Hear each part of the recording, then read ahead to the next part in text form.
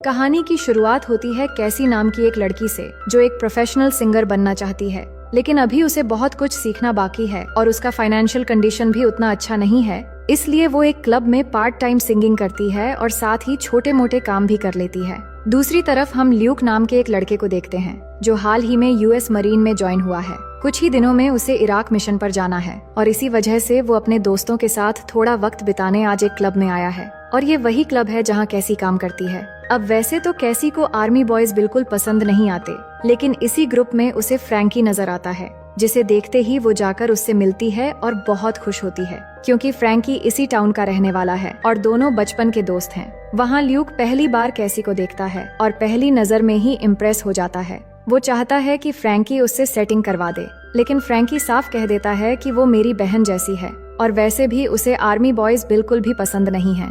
लेकिन ल्यूक तो किसी तरह उससे बात करने की बहाना ढूंढने लगता है और जैसे ही उसे मौका मिलता है वो कैसी से बात करने चला जाता है, पर कैसी ज्यादा भाव नहीं देती और ज्यादा ध्यान दिए बिना बस हल्की फुल्की बातें करती है और फिर वहाँ से चली जाती है। क्लब से निकलकर जैसे ही वो अपनी गाड़ी में बैठती है तो हमें पता चलता है कि कैसी को डायबिटीज है। वो खुद को इंसुलिन इंजेक्शन लगाती है, लेकिन ये उसकी आखिरी डोज होती है। इसी वजह से अगले सीन में हम उसे मेडिकल स्टोर में इंसुलिन खरीदते हुए देखते हैं, लेकिन दिक्कत ये होती है कि उसके पास इंजेक्शन खरीदने के पूरे पैसे नहीं होते। तभी अचानक उसकी माँ वहाँ आती है और थोड़े पैसे देकर मदद करती है, पर इतने पैसे भी पूरे नहीं पड़ते और वो इंसुलिन खरीद नहीं पाती, तो मजबूरी में वो खाली हाथ घर लौट आती है। इसके बाद ल्यूक को देखते हैं जो रनिंग कर रहा होता है, लेकिन तभी कार लेकर जॉनो नाम का एक लड़का उसके पीछे पड़ जाता है। ल्यूक भागने की कोशिश करता है पर उससे बच नहीं पाता। जॉनो गुस्से में कहता है कि मेरे $10,000 कब वापस करेगा। असल में ल्यूक ने उससे उधार लिया था, लेकिन इस वक्त उसके पास पैसे नहीं होते, इसलिए वो अगले हफ्ते देने का वादा करके वहाँ से निकल जाता है। इसके बाद हमें कैसी को दिखाया जाता है जो एक छोटे से रेंटल अपार्टमेंट में रहती है। उसकी मॉम मिलने आई होती है जो लैंडलॉर्ड का वार्निंग लेटर देख लेती है, जिसमें लिखा था कि अगर किराया नहीं भरा तो घर खाली करना पड़ेगा। मॉम ये देखकर परेशान होती है कि मेरे साथ वापस घर चलो, लेकिन कैसी मना कर देती है क्योंकि उसकी मॉम खुद एक सिंगल मदर है जो मुश्किल से अपने छोटे से कमरे में रहती है और मामूली सी नौकरी से खर्चा चलाती है। यही वजह थी कि कैसी वहाँ से अलग हो गई थी। वो अपनी माँ से जज्बाती होकर कहने लगती है कि जब से उसे डायबिटीज हुई है उसकी आधी सैलरी मेडिसिन खरीदने में चली जाती है। इसी वजह से वो क्लब में काम करती है और फ्री में लैंडलॉर्ड की बेटी को पियानो सिखाने के साथ साथ फूड डिलीवरी भी करती है। ये सुनकर उसकी माँ रोने लगती है कि ये सब एक माँ की जिम्मेदारी थी, लेकिन गरीबी की वजह से वो कुछ कर नहीं पा रही है। कैसी अपनी माँ को गले लगाकर हिम्मत देती है कि लाइफ में ऐसी प्रॉब्लम्स हमेशा नहीं रहती। इसके बाद हम क्लब का सीन देखते हैं जहाँ कैसी स्टेज पर गाना गा रही होती है। उसकी आवाज बहुत ही खूबसूरत होती है और सब लोग उसके गाने पर एंजॉय कर रहे होते हैं, लेकिन इंसुलिन न लेने की वजह से थोड़ी ही देर में अचानक उसे चक्कर आने लगते हैं। वो गाना बीच में ही छोड़कर बाहर जाने लगती है, लेकिन उससे पहले ही कमजोर होकर गिर जाती है। वहाँ मौजूद लोग उसे संभालकर वॉशरूम तक छोड़ देते हैं, जहाँ उसके पास थोड़ा सा इंसुलिन था, जिसे इंजेक्ट करके खुद को नॉर्मल करने की कोशिश करती है। इसी बीच उसकी नजर एक यूएस मरीन के बैच पर पड़ती है, जिसे देखकर उसे एक आइडिया आता है। फिर अगली सुबह वो सीधा फ्रैंकी के घर पहुंच जाती है, लेकिन वहाँ फ्रैंकी के साथ ल्यूक भी रहता है, तो कैसी थोड़ी देर उसे बाहर रुकने के लिए कहती है। इसके बाद वो फ्रैंकी को बताने लगती है कि पहले तो मैं अपना खर्चा चला लेती थी, लेकिन जब से मुझे डायबिटीज हुई तब से मुझे रेंट भरने के साथ साथ इंसुलिन अफोर्ड करने में बहुत मुश्किल हो रही है। मैंने सुना है कि यूएस मरीन्स की वाइफ को गवर्नमेंट की तरफ से फुल हेल्थ इंश्योरेंस मिलता है और शादीशुदा कपल को एक्स्ट्रा पेमेंट भी मिलता है, जो 2 लोगों का खर्चा निकालने के लिए काफी होता है। इसीलिए मेरे पास एक आइडिया है कि अगर हम दोनों शादी कर लें तो ये सारी फैसिलिटीज हमें मिल जाएंगी। बाद में चाहे तो दोनों अलग भी हो सकते हैं, पर शादी से मिलने वाला इंश्योरेंस और कपल पेमेंट हम आपस में बांट लेंगे। लेकिन उनकी बातें ल्यूक बाहर से सुनकर तुरंत अंदर आता है और उन्हें समझाने लगता है कि गवर्नमेंट के साथ स्कैम करना ठीक नहीं है। अगर पकड़े गए तो लड़की को जेल होगी और सिपाही का तो सीधा कोर्ट मार्शल होगा। ये सुनकर कैसी भड़क जाती है कि तुम्हें एडवाइस देने के लिए किसने कहा। मेरी माँ 10 सालों से यहाँ इमिग्रेंट बनकर रह रही है और टैक्स भी भर रही है, लेकिन फिर भी तुम्हारी गवर्नमेंट हमें उन जैसे फैसिलिटीज नहीं देती जो यहाँ के सिटीजन्स हैं। अगर गवर्नमेंट हमारा फायदा उठा रही है तो हम भी चांस नहीं छोड़ेंगे। ये सुनकर ल्यूक चुप हो जाता है और फ्रैंकी भी मना कर देता है क्योंकि वो राइली नाम की लड़की से प्यार करता है और वो कभी नहीं मानेगी। फ्रैंकी कहता है, अगर मेरे पास पैसे होते तो मैं तुम्हारी जरूर मदद करता। ये सुनकर कैसी थोड़ा निराश हो जाती है और कहती है, शायद जल्द ही मैं मरने वाली हूँ। और फिर सॉरी कहकर वहाँ से चली जाती है। उसके जाते ही ल्यूक फ्रैंकी से पूछता है कि इसके पेरेंट्स क्यों सपोर्ट नहीं कर रहे हैं, तो फ्रैंकी बताता है उसके पिता उसके जन्म होते ही छोड़कर चले गए थे और उसकी माँ खुद बहुत खराब हालत में है। इसके बाद अगली सुबह का सीन देखते हैं जहाँ ल्यूक जॉगिंग करते हुए चुपके से अपने भाई और उसकी फैमिली से मिलने जाता है, क्योंकि उसकी कुछ हरकतों की वजह से उसके डैड उसे बिल्कुल पसंद नहीं करते और वो घर से बाहर ही रहता है। अब ल्यूक यहाँ अपने भाई जैकब से मदद मांगने आया था, लेकिन भाई के पास भी उतने पैसे नहीं होते और वो जॉनो को भी जानता है। इसीलिए वो साफ कह देता है कि तेरे उद्धार के चक्कर में जॉनो हमारी फैमिली पर खतरा बन सकता है, इसलिए प्लीज पैसों के लिए मत आया कर, मैं इतने पैसे नहीं दे सकता। ल्यूक निराश होकर वापस चला जाता है और मजबूरी में इस महीने की सैलरी में से सिर्फ $200 किसी तरह बचाकर जॉनो के पास पहुंचता है। लेकिन जॉनो गुस्से में उस पर बंदूक तान देता है, तो ल्यूक मजबूरी में अपनी जान बचाने के लिए कैसी के फेक मैरिज का आइडिया उसे बताता है और वादा करता है कि उससे मिलने वाले पैसों से वो कर्जा चुका देगा। इसके बाद ल्यूक खुद ही कैसी को मिलने बुलाता है और बताता है कि तुम्हारा फाइनेंशियल प्रॉब्लम सॉल्व हो जाएगा और मुझे भी कुछ पैसे मिल जाएंगे। दोनों एक दूसरे को पसंद तो नहीं करते थे क्योंकि उनकी सोच बिल्कुल अलग थी, फिर भी कैसी मान जाती है। इसके बाद अगले दिन ल्यूक कैसी को लेने जाता है तो देखता है कैसी एक शॉर्ट ड्रेस पहन के शादी के लिए जाने वाली है, लेकिन ल्यूक उसे फिर से घर में ले जाता है और कहता है कोई अच्छी ड्रेस पहन के चलो, नहीं तो सबको शक हो जाएगा कि हम नाटक कर रहे हैं। उसकी बातें सुनकर कैसी एक अच्छी ड्रेस पहन के तैयार होती है और फिर दोनों शादी करने के लिए कोर्ट में जाते हैं। वहाँ पहले से फ्रैंकी भी शादी अटेंड करने आया हुआ था। इसके बाद उन्हें अंदर बुलाया जाता है जहाँ उनकी शादी हो जाती है, लेकिन जब दोनों किस कर रहे होते हैं तो उन्हें बहुत अजीब लगता है क्योंकि वो एक दूसरे को उतने अच्छे से नहीं जानते थे। अब शादी इतनी जल्दी हो जाने से किसी को शक न हो जाए, इसलिए ल्यूक ने समझा दिया था कि जब तक मैं मिशन पर रहूंगा हमें प्यार का नाटक करना पड़ेगा, हम पर नजर रखी जाएगी, इसलिए दूर रहते हुए हमें रोमांटिक चैट्स और कॉल्स वगैरह करना पड़ेगा। फिर मैरिज पार्टी में दोनों सभी दोस्तों के सामने परफेक्ट कपल होने का दिखावा करते हैं। ल्यूक कहता है कुछ दिनों बाद जब मैं मिशन से वापस आ जाऊंगा तो हम डिवोर्स ले लेंगे, लेकिन उससे पहले हमें ये नाटक जारी रखनी पड़ेगी। अब मिशन से पहले गवर्नमेंट वहाँ एक रस्म को फॉलो करती है जिसमें सब मरीन्स और उनके परिवार को एक होटल में रखा जाता है और जो भी सिपाही नई शादी करे उसे अपनी वाइफ के साथ उस होटल में एक रात गुजारनी पड़ती है। अब थोड़ी देर के लिए ही सही माहौल थोड़ा रोमांटिक था, लेकिन ये दोनों तो दिखावा कर रहे थे और ऊपर से दोनों की सोच भी अलग थी। लेकिन कल सारे मरीन्स को इराक मिशन के लिए निकलना है, जिससे ल्यूक थोड़ा घबराया हुआ था। कैसी थोड़ी देर के लिए उससे हमदर्दी जताती है और उसे हौसला देती है कि तुम बहुत बहादुर हो। फिर धीरे धीरे वो मोमेंट बनता है जिसके लिए वो अब तक बिल्कुल भी तैयार नहीं थे। दोनों एक दूसरे को किस करने लगते हैं और इस आखिरी रात को यादगार बनाते हुए कुछ प्यार भरे वक्त बिताते हैं। फिर अगली सुबह मिशन पर निकलने का वक्त आता है, लेकिन उनके बीच अभी भी हस्बैंड वाइफ वाली कोई फीलिंग नजर नहीं आ रही थी। इसके बाद कैसी ल्यूक को छोड़ने के लिए आती है, जहां सबकी फैमिलीज उन्हें विदा करने बेस पर आती हैं। सबके सामने ड्रामा निभाने के लिए कैसी और ल्यूक भी मुस्कुराते हैं, पर उनकी नई शादी की खुशी में ल्यूक के दोस्त कैसी को उठाकर ल्यूक के पास लाते हैं और एक दूसरे को किस करने के लिए जिद करने लगते हैं।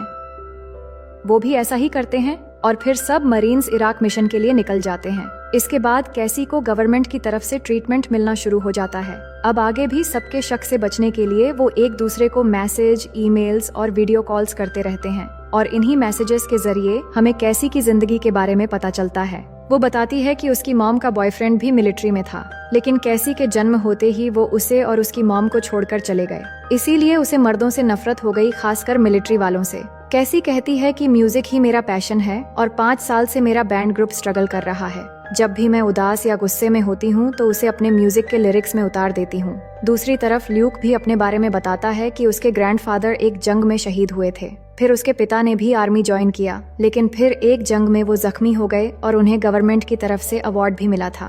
वो और बताता है कि हाई स्कूल के बाद वो भटक गया था और एक बड़ी गलती की वजह से उसके पिता उससे नाराज हो गए और उनका दिल जीतने के लिए ही वो मरीन में भर्ती हुआ। लेकिन अब उसे लगता है कि वो ये सब सिर्फ पिता के लिए नहीं बल्कि अपने देश के लिए भी कर रहा है। इसके बाद हम देखते हैं कि कैसी को इंश्योरेंस भी मिल चुका था और वहाँ से मिल रहे एक्स्ट्रा पैसों से ल्यूक धीरे धीरे जॉनो का कर्ज चुका रहा था। इसी बीच आर्मी वालों की बहादुरी से इंस्पायर्ड होकर कैसी एक सॉन्ग लिखती है और सबसे पहले वो इसे वीडियो कॉल पर ल्यूक और उसके दोस्तों को सुनाती है। गाना सुनकर सबकी आंखें नम हो जाती हैं और सबको बहुत पसंद भी आता है, क्योंकि ये गाना कैसी ने सिपाहियों की सलामती और घर वापसी पर लिखी थी। इसके बाद कैसी वही सॉन्ग लॉन्च करती है और किस्मत से एक ऑर्गेनाइजर उसे एक बड़े म्यूजिक फेस्टिवल में गाने का ऑफर दे देता है। कैसी बहुत खुश होती है क्योंकि अब उसके लाइफ में एक बेहतरीन मोड़ आया है। फिर जब फेस्टिवल पर वो गाना परफॉर्म करती है तो उसका गाना हर किसी के दिल को छू जाता है। देखते ही देखते वो गाना वायरल हो जाता है और वो पूरे देश भर में फेमस होने लगती है। लेकिन जैसे जैसे उसकी लाइफ ट्रैक पर आ रही थी वैसे ही ल्यूक से कांटेक्ट कम होने लगा था। कैसी उसे बार बार वॉइस मेल छोड़ती है ये सोचकर कि शायद वो मिशन में बिजी होगा। और सच में उस समय इराक की हालात बहुत ही ज्यादा खराब थीं। अब कैसी अपनी सक्सेस को सेलिब्रेट ही कर रही थी कि अचानक उसे मरीन्स की तरफ से कॉल आता है। वो बताते हैं कि उसका हस्बैंड ल्यूक जंग में बॉम्ब ब्लास्ट की वजह से बुरी तरह जख्मी हो गया है और इस वक्त उसकी सर्जरी चल रही है। ये सुनकर कैसी घबरा जाती है और तभी उसे याद आता है कि ल्यूक ने कहा था अगर इस मिशन के दौरान मुझे कुछ भी हो जाए तो मेरे भाई जैकब के पास जाकर उसे सच बता देना और याद रहे कि मेरे डैड को इन सब के बारे में कुछ भी पता न चले। अब कैसी फौरन एड्रेस निकालकर जैकब से मिलने पहुंच जाती है, लेकिन वहां उसकी मुलाकात ल्यूक के डैड से हो जाती है और बातों बातों में वो मजबूरन सब बता देती है कि वो ल्यूक की वाइफ है और ल्यूक जंग में घायल हो गया है। ये सुनकर उसके फादर हैरान होते हैं क्योंकि उनके लिए तो ये खबर नई थी कि ल्यूक न सिर्फ शादीशुदा है बल्कि मरीन में भी है। फिर वो सब तुरंत ल्यूक के पास पहुंचते हैं जहां हम देखते हैं कि ल्यूक के पैर बुरी तरह जख्मी हो चुका है। अब न वो चल सकता था और न ही मरीन ज्वाइन कर सकता था। ल्यूक अपनी फैमिली और खासकर अपने डैड को देखकर सरप्राइज हो जाता है, मगर उसके डैड उसे देखकर प्राउड करते हैं कि मेरे बेटे ने देश के लिए अपनी जान जोखिम में डाली है। अब क्योंकि उसके डैड को सब कुछ पता चल चुका है इसलिए ल्यूक और कैसी वहाँ भी उनके सामने हस्बैंड वाइफ होने का नाटक करते हैं। लेकिन जब उसका डैड बाहर जाते हैं तो ल्यूक कैसी पर गुस्सा करने लगता है कि तुमने डैड को क्यों बताया, वो मरीन्स इंटेलिजेंस ऑफिसर रह चुके हैं, उन्हें हमारी शादी पर शक हो जाएगा। असल में प्लान ये था कि मिशन से लौटकर ल्यूक कैसी को डिवोर्स दे देगा, तब तक उनका 1 साल का इंश्योरेंस चलता रहेगा और पैसे भी जमा हो जाएंगे। लेकिन अब डिवोर्स हुआ तो सबसे पहले उसके डैड उसे नहीं छोड़ेंगे और सब ड्रामे का पर्दाफाश हो जाएगा। इसलिए ल्यूक कहता है जब तक मैं ठीक नहीं हो जाता तुम्हें मेरे साथ रहना पड़ेगा, और साथ ही ये भी बताता है कि उसका दोस्त फ्रैंकी इस मिशन में शहीद हो गया। ये सुनकर कैसी बहुत दुखी होकर रोते हुए वहाँ से सीधा फ्रैंकी के फ्यूनरल पर पहुँचती है और बहुत रोती है। फिर कुछ दिन बाद जब ल्यूक हॉस्पिटल से डिस्चार्ज होता है तो उसके फादर और भाई उसे कैसी के घर छोड़ आते हैं, लेकिन वहाँ पहुंचकर दोनों आपस में खूब बहस करते हैं, मगर मजबूरी में ये तय करते हैं कि कुछ समय के लिए साथ रहकर दोनों समझौता कर लेंगे। और बीच बीच में उसके फादर और भाई उनसे मिलने भी आया करते हैं। इसी दौरान धीरे धीरे ल्यूक कैसी को और थोड़ा पसंद करने लगता है, मगर कैसी अब भी दूरी बनाए रखना चाहती है। लेकिन वक्त के साथ दोनों की नफरतें कम होने लगती हैं और कैसी भी ल्यूक का अच्छे से ख्याल रखने लगती है। पहले तो ल्यूक सोफे पर सोता था और उनके बीच हस्बैंड वाइफ जैसी कोई बात नहीं थी, लेकिन अब दोनों एक ही बेड शेयर करने लगते हैं, यानी कहीं न कहीं उनके बीच हमदर्दी और भरोसे की एक डोर बनने लगी थी। फिर एक दिन कैसी और जैकब ल्यूक के लिए एक प्यारा सा डॉग घर ले आते हैं। अब ल्यूक थोड़ा बहुत चलने भी लगा था और धीरे धीरे कैसी भी उसकी फैमिली का हिस्सा बनने लगी थी। लेकिन कहानी यहाँ एक मोड़ लेती है, जहाँ एक रात जब कैसी परफॉर्म करने गई होती है तभी उनकी लैंडलाइन पर कैसी की मॉम का फोन आता है। ल्यूक कॉल उठाता है तो मॉम की बातें सुनकर वो घबराहट में जल्दी उनके घर पहुंचता है। तभी कैसी भी वहां पहुंचती है और उन्हें पता चलता है कि किसी ने घर की खिड़की और दरवाजे तोड़कर उन्हें डराने की कोशिश की है। ल्यूक फौरन पुलिस को कॉल करता है, लेकिन पुलिस के आने से पहले वो अंदर चेक करने जाता है। तभी उसके फोन पर जॉनो का कॉल आता है, जो उसे धमकी देता है कि जल्दी मेरे सारे पैसे वापस कर दे, नहीं तो ऐसे ही मैं तेरे रिश्तेदारों को डराता रहूंगा और तेरे झूठी शादी वाली कहानी भी सबको बता दूंगा। ल्यूक समझ जाता है कि जॉनो उसके लिए खतरा बनता जा रहा है, इसलिए अगली सुबह वो चुपके से जॉनो के पीछे जाकर एक पार्किंग लॉट में उस पर अटैक कर देता है और उसे थोड़ा बहुत पीटने के बाद वार्निंग देता है कि मेरी फैमिली से दूर रहना। साथ ही उसे बाकी सारे पैसे देकर हमेशा के लिए कर्जा भी चुका देता है। इसके बाद ल्यूक अपने दोस्त फ्रैंकी की कब्र पर जाता है, जहां वो रोते हुए अपनी तन्हाई बयान करता है और कहता है, अब कैसी मेरी सबसे अच्छी दोस्त है और हम तुझे बहुत मिस करते हैं। इसके बाद ल्यूक जब घर पहुंचता है तो कैसी बताती है कि उसकी माँ ने फोन पर कहा कि एक अजनबी लड़का उनके पास आया और उसने ल्यूक के बारे में सब कुछ बता दिया, यहाँ तक कि उनकी झूठी शादी वाली बात भी, और वो कोई और नहीं बल्कि जॉनो ही था। इस बात को लेकर कैसी गुस्सा करने लगती है कि तुमने आज तक मुझे जॉनो के बारे में क्यों नहीं बताया, वो मेरी मॉम तक पहुंच चुका है और आगे वो कुछ भी कर सकता है। अब मजबूरी में ल्यूक अपने पास्ट के बारे में सब कुछ बताने लगता है। उसके मॉम की मौत के बाद वो डिप्रेशन में जाकर ड्रग्स का आदी बन गया था। ड्रग्स जॉनो देता था। नशे में उसने अपने डैड की गैराज से एक कस्टमर की महंगी कार चुरा ली, जिससे डैड पर मुसीबत आ गई। ल्यूक ने जॉनो से $10,000 लेकर मामला सुलझाया, लेकिन डैड ने गुस्से में उसे घर से निकाल दिया। ये सब सुनकर कैसी को और भी गुस्सा आता है। उसे लगता है कि जिस इंसान पर उसे भरोसा होने लगा था, वही भरोसा अब टूट चुका है। गुस्से में वो ल्यूक से कहती है कि तुम यहाँ से हमेशा के लिए चले जाओ और अपने भाई और डैड को बता देना कि हम जल्द ही डिवोर्स लेने वाले हैं। ल्यूक उसे मनाने की बहुत कोशिश करता है, क्योंकि वो कैसी से प्यार करने लगा था, लेकिन वो कुछ भी नहीं सुनती और उसे घर से निकल जाने के लिए कहकर एक शो में परफॉर्म करने के लिए चली जाती है। मगर जब कैसी उस शो में गा रही होती है तो उसके गाने की लिरिक्स से साफ झलकता है कि चाहे गुस्से में उसने ल्यूक को दूर कर दिया हो, लेकिन उसका दिल उसी के लिए धड़क रहा है और उसे अपने प्यार की कमी महसूस हो रही है। वहीं दूसरी तरफ ल्यूक की रिकवरी पूरी हो चुकी थी और वो ठीक होकर चल सकता था। तभी एक ऑफिसर उसके पास आता है और उसे कैंप पर चलने के लिए कहता है। इधर कैसी का शो हिट हो जाता है और उसे एक और बड़े शो का ऑफर मिलता है, लेकिन घर लौटते वक्त उसे ल्यूक के डैड का फोन आता है। वो कहते हैं कि ल्यूक पर नकली शादी का चार्ज लगा है, तो क्या सच में ये सब कुछ झूठ था? कैसी ये सुनकर बस इतना कह पाती है कि सब कुछ झूठ नहीं था। इसके बाद हम कोर्ट हियरिंग का सीन देखते हैं, जहां ल्यूक की सुनवाई मिलिट्री कोर्ट में होती है, क्योंकि वो एक मरीन है और कैसी सिविलियन होने के नाते उसका केस बाद में स्टेट कोर्ट में होगा। लेकिन चार्जेस की कंफर्मेशन से पहले ल्यूक अपनी स्टेटमेंट देने के लिए रिक्वेस्ट करता है और जज के सामने ये कन्फेशन कर लेता है कि शादी के लिए मैंने ही कैसी को फोर्स किया था। उसे ये कानून तोड़ने वाली बात का कुछ पता नहीं था, इसलिए सारी सजा का हकदार सिर्फ मैं हूँ। असल में वो कैसी के सामने साबित करना चाहता था कि हर लड़का धोखा देने वाला नहीं होता और सच्चा प्यार हमेशा वादों और भरोसे को निभाता है। उसकी कन्फेशन सुनकर जज उसे 6 महीने की सजा सुनाते हैं और कैसी को बाइज्जत बरी कर दिया जाता है। ल्यूक के फादर उसे देखकर प्राउड फील करते हैं और उन्हें एहसास होता है कि उनके बेटे ने गलती मानना सीख लिया और एक लड़की की इज्जत भी बचाई है। अब ल्यूक के पास सिर्फ एक दिन बचा था और अगले दिन उसे सजा भुगतने बेस जाना था और उसी दिन कैसी का सबसे बड़ा कॉन्सर्ट भी था। पर कॉन्सर्ट शुरू होने से पहले कैसी अपनी और ल्यूक की शादी की वीडियो देखते हुए बहुत दुखी होती है, क्योंकि उसकी इज्जत रखने के लिए ल्यूक ने सारी सजा अपने ऊपर ले लिया।